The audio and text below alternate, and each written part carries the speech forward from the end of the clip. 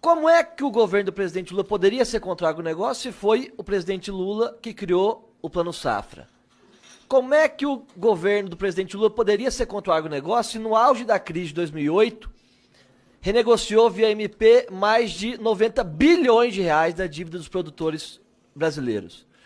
Como é que poderia ser contra o agro? No Lula 3 mesmo, sob a liderança do ministro Fávaro, se criou o maior plano safra da história desse país em valores nominais, em valores reais. Um valor que corresponde a mais que o orçamento da saúde e da educação juntos. E um crescimento maior de 27% em relação ao último plano safra entregue pelo ex-presidente e o primeiro plano safra entregue pelo presidente Lula e pelo ministro Fávaro no valor de 364 bilhões de reais. Eu só gostaria de entender onde é que está aqui contra o agro.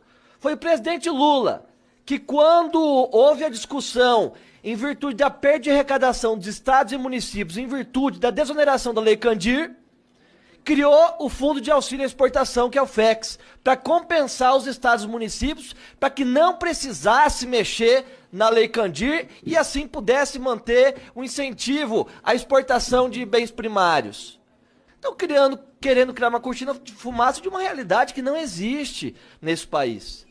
Se tem alguém que valoriza o agronegócio e entende isso como uma estratégia de governo, especialmente em relação à importância do agronegócio na estabilização do câmbio via atração de divisas por método de exportação, é o governo Lula que começou com essa visão lá atrás. Lula 1, Lula 2 e continua agora no Lula 3. Entre especuladores e entre a população desse país, que precisa do alimento barato na sua mesa, nós escolhemos a população desse país, que precisa do alimento barato sobre a sua mesa. Fora as ações que estão sendo realizadas no Rio Grande do Sul, via Ministério da Infraestrutura dos Transportes, que investiu mais de R$1 bilhão na reconexão das estradas estaduais e federais, na parceria com o governo do estado, para reconectar o Brasil e poder garantir o transporte de alimentos. Junto com a ministra da Saúde, que está abrindo o hospital de campanha em São Leopoldo. Já abriu em São Leopoldo, em Canoas, em Porto Alegre. Sem infantilidades que possam somente garantir visualizações nas redes sociais, mas não tem um efetivo impacto na vida das pessoas. Essa é a responsabilidade que esse governo tem. E como é que esse governo, com todos esses dados, pode ser contra o agronegócio? Como é que esse governo pode ser contra o Rio Grande do Sul? A importação buscando estabilizar preços, por mais que possa ofender alguns deputados, eu respeito a opinião dos deputados, o governo tem uma visão diferente e por isso que venceu as eleições.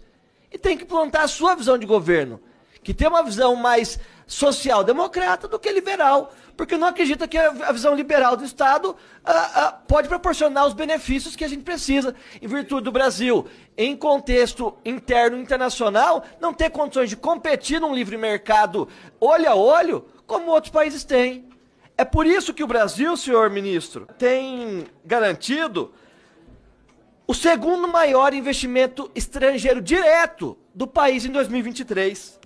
Perdendo somente para um país no mundo, simplesmente para os Estados Unidos. Segundo maior investimento estrangeiro direto no Brasil, no mundo, foi o Brasil. É por isso que nesse mês de março de 2024, segundo informes do próprio Banco Central, não é o governo que está falando, Campos Neto e Banco Central, de que o mês de março foi o melhor dos últimos 12 anos em relação ao investimento estrangeiro direto.